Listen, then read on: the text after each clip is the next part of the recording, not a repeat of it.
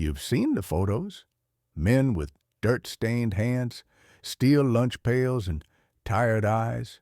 But have you ever wondered what was inside those pails? Not fast food, not a sandwich with a fancy name, just food that kept them standing day after day. These meals told no lies. They were practical, cheap. But they carried something else, too. A mother's love, a nation's grit, and a kind of simplicity we've lost. You're about to see the lunches that fed a generation.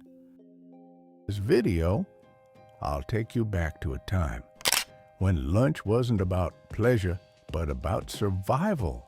These were the simple, humble meals that American workers carried to factories, farms, and shipyards.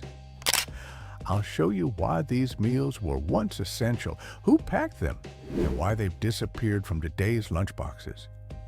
They weren't glamorous, they weren't fancy, but they tell the story of a hard-working nation and a generation that made the best of what little they had. If you like these videos, don't forget to subscribe. At 20 poor man's work lunches, first, leftover cornbread. Just yesterday's cornbread, eaten cold or dipped in coffee. In mill towns and farmhouses, nothing went to waste.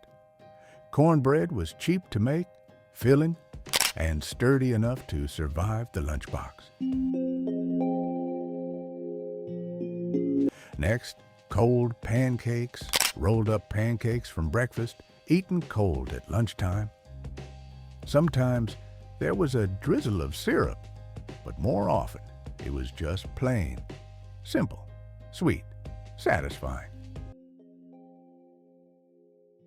Then lard bread. No butter, no problem. A slice of bread smeared with lard and a pinch of salt. Pure calories, pure energy. For miners, for railroad men, for factory workers, this was fuel. Apple hand pies, homemade, pocket-sized pies, filled with stewed apples. Easy to carry, easy to eat. A touch of sweetness to break up a hard day. Boiled peanuts, a Southern staple.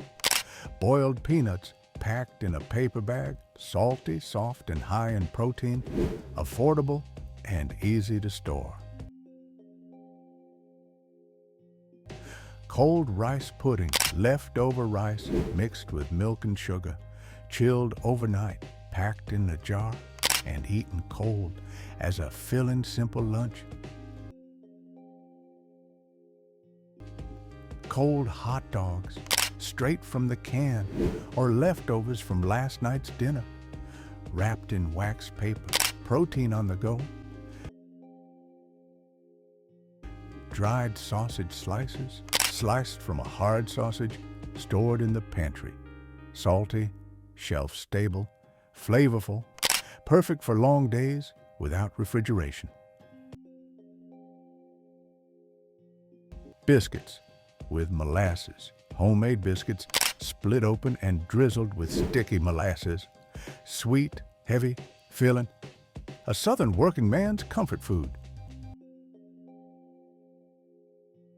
Leftover mashed potatoes. Cold mashed potatoes. Packed in a tin. Sometimes with bread. Sometimes eaten straight from the jar. Carbs were king when calories kept you alive. Pickled beets, bright red pickled beets, straight from the garden jar. No need for refrigeration, sweet, tart, and full of nutrients. Oat cakes, dry, hard oat cakes, baked to last. A Scottish tradition that fed American loggers and mill workers alike. Bread and gravy. Last night's gravy poured over dry bread and packed for lunch. By midday, the bread was soaked and ready to eat. Nothing wasted. Everything used. canned fruit, peaches, pears, pineapple slices. Canned fruit wasn't just food, it was a treat. Syrupy, sweet, a moment of luxury in the middle of a hard day. Fried cornmeal mush, cornmeal, cooked into a thick paste, then fried until crispy, portable, inexpensive, simple energy for simple times. Peanut soup, made at home, carried cold in a jar, nutty, thick, filling, a quiet favorite that kept workers going. Rye crackers with butter, hard rye crackers with just a little butter, hard, dry, but shelf-stable for days at a time. Bread and vinegar, when times were toughest, just bread sprinkled with vinegar and a pinch of salt. Sharp, sour, enough to trick the stomach into feeling full. Baked apples, baked at home in the morning, wrapped and packed, eaten cold on site. A natural treat straight from the orchard. And finally, simple noodle salad, leftover boiled noodles mixed with a splash of vinegar or oil. No spices, no extras, but enough to fill the stomach. These weren't meals people dreamed about, but they carried a generation through hardship, through long hours, through war, and through hunger. Every work lunch told a quiet story of making do, of working hard, of feeding body and soul with whatever was available. Thanks for joining me on this journey through forgotten work lunches.